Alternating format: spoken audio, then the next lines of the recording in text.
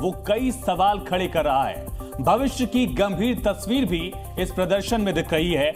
आइए देखते हैं ये रिपोर्ट और समझते हैं कट्टरपंथ की आग कैसे और क्यों बार बार भड़काई जा रही है। मिलान समेत इटली की सड़कों पर ये वो लोग हैं जो फिलिस्तीन पर अपनी सरकार की नीतियों से सहमत नहीं हैं, लेकिन जिस तरीके से एक साथ कई शहरों में कट्टरपंथ की आग लगी, उससे कुछ गंभीर सवाल खड़े हो गए। हम इस पर बात करेंगे, लेकिन पहले देख लेते हैं कि मिलान समेत इटली के अलग अलग शहरों में हुआ क्या। जॉर्जिया मेलोनी की सरकार ने फिलिस्तीन को मान्यता देने से इनकार क्या किया? इन्हें मौका मिल गया। चरमपंथी समूहों से जुड़े चेहरे और माइग्रेंट गैंग सड़कों पर उतर आए। मिलान को वार जोन में तब्दील कर दिया। प्रदर्शनकारियों में खास तौर से मुस्लिम समुदाय के लोग शामिल रहे। पोर्ट्स ब्लॉक कर दिए गए। सड़क पर दंगे होने लगे। न पब्लिक प्रॉपर्टी का ख्याल किया गया, न प्राइवेट प्रॉपर्टी का। पगलाई भीड़ सब कुछ खत्म कर देने पर जैसे आमादा हो गई। हद तो तब हो गई जब पुलिस को भी नहीं छोड़ा। पुलिस पर पत्थर बरसाए, पीछे हटने को मजबूर किया। खूबसूरत मिलान शहर देखते देखते जलने लगा।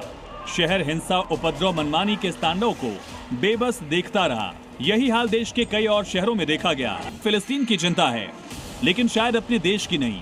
इसी वजह से सवाल बड़ा है, ये फिलिस्तीन का समर्थन है या फिलिस्तीन की आड़ में इस्लामिक कट्टरपंथ का इजहार? मिलान में हिंसक हो गए प्रदर्शनकारियों ने मिलान सेंट्रल स्टेशन में घुसने की कोशिश की।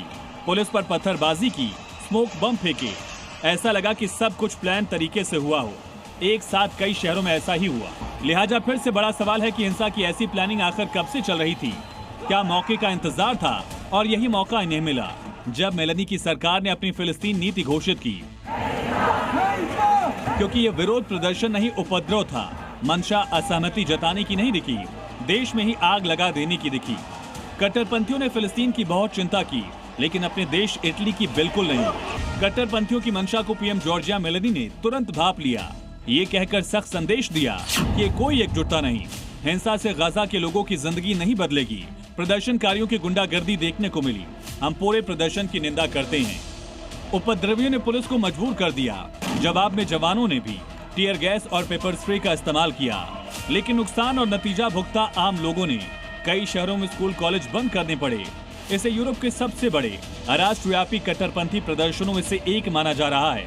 आइए अब ये समझते हैं कि इटली की सरकार से आखिर ये उपद्रवी चाहते क्या हैं और विरोध क्यों है। फिलिस्तीन को फ्रांस, यूके, कनाडा और ऑस्ट्रेलिया ने मान्यता दे दी है, लेकिन जॉर्जिया मेलोनी ने फिलिस्तीन को मान्यता देने से इनकार किया। इन प्रदर्शनकारियों की मांग है कि इटली न सिर्फ फिलिस्तीन को मान्यता दे, बल्कि इजराइल से व्यापारिक संबंध भी खत्म करे।